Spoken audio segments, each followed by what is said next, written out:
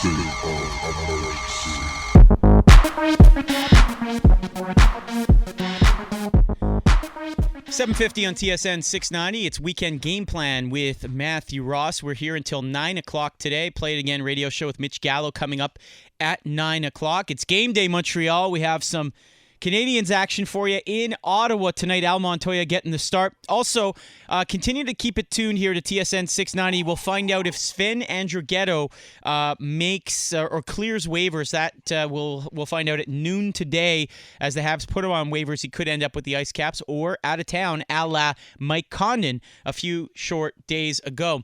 Time to talk a little Montreal amateur sports here on the program ahead of our Habs breakfast at 8:05 with Arpin Bazu. We're joined now by the sports editor of the Suburban newspaper, thesuburban.com. You can follow him on Twitter at LidLines. It is Mr. Mark Lidbetter. Hey, Mark, how you doing? Very good, Matthew. Good morning. Mark, are you ever not good? You're like the happiest guy I've ever met. You and actually Dave Trentadue here in studio, both the happiest guys I've ever met. Just, jovial well, gentlemen. You get to report on amateur sports. You got to be a happy camper. That's fair. You get to put the kids' names in the paper, yep. The photographs and everything, and it's something we need a lot more of. Are you still reffing? Oh, yeah. I got a little arena throat there. I had 2 high school games this week. The GMAA high school hockey is up and running, and it's my 48th season. Wow, 48 years, folks. How about that? All right, well, let's get to some of your notes from this week. Now, last week you told us about a soccer team that headed to, or a couple anyway, that went to Lethbridge, Alberta last week. What's the latest on those? Well, would you believe it?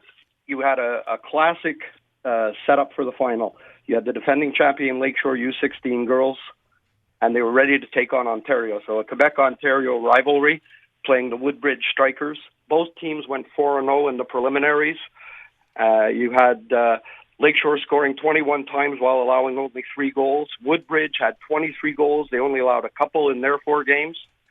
And then the biggest turkey on Thanksgiving Monday was the weather. Mother Nature came roaring into Lethbridge, Alberta.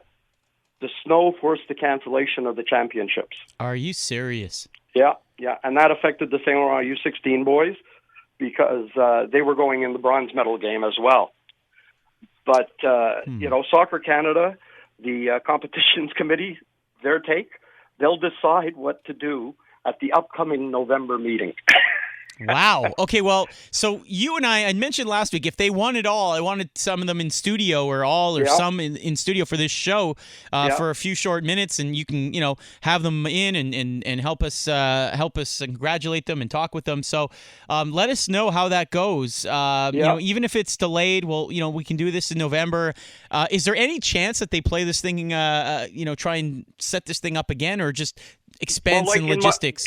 They'll probably try and set it up, but being Quebec and Ontario, Woodbridge and the West Island, my suggestion in the story we ran was that, look, pick a pitch equal distance between Kirkland and Woodbridge. Yep. And that's a neutral turf. We've still got time. We've still got good weather, and let them go at it. Yeah, so I agree. We'll see what happens. All right, well, keep us up to date, Mark. That's great. Elsewhere, BMX event in Montreal. This is interesting.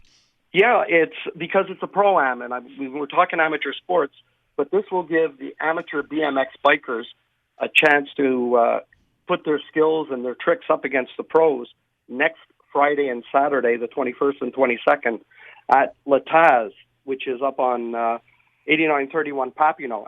And people that don't realize that La Taz is actually the largest indoor skate park in the country. Wow. So they've got world-class pro BMX riders, including some from Montreal, like Dylan Lloyd and Jeffrey Lee Wally coming in, Kevin Fabreg, and they're going to be competing.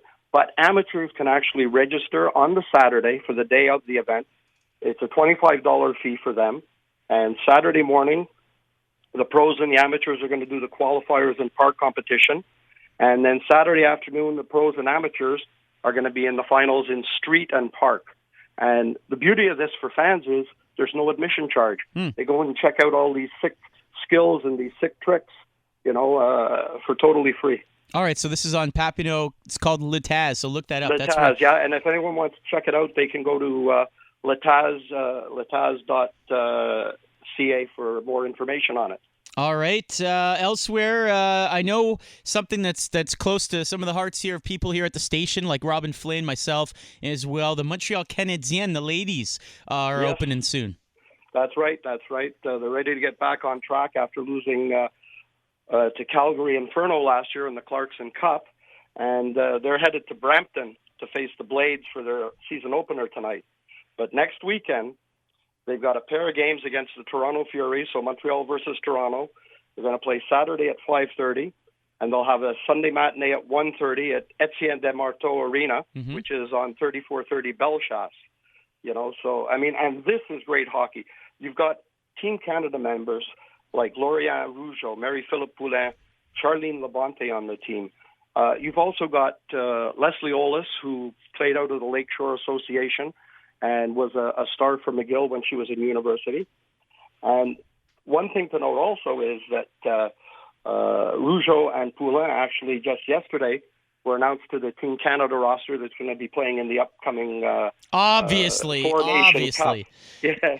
Now, I usually take my two daughters to games every year, and actually the ice there at Etienne Desmarteau Arena has now been named, I think, the Caroline Ouellette.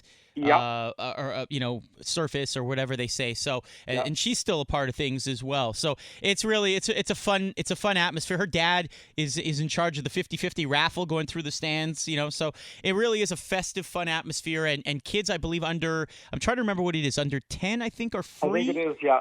I believe so. So just tremendous value. If people want to check that out.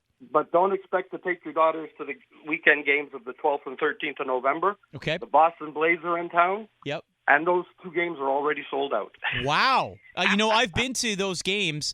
Now, don't forget, there's two women's leagues in North America now, so some of those Boston players are playing on the other team, but that's interesting. Really? Okay, cool. Yeah. Then your final note today, another soccer note.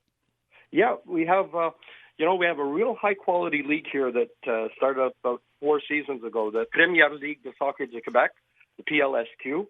And it's actually considered like a Tier 3, almost pro league. I mean, there's just so much talented soccer players in the province. This gives them somewhere to continue playing and playing close to home. And anyone looking for a soccer fix today, trio of great games going on out there. 2 o'clock this afternoon out at Smiley Park in Kirkland. You've got the Ottawa Fury are in taking on Lakeshore. And I think my pick of the day would probably be out at Park Blainville. You have the first place Mount Royal Outremont Club, who are the perennial champions, taking on second place AS Blainville at 4 p.m. And the final game is CS Longueuil travels to Armand Corbeil Field to take on FC Lanaudière.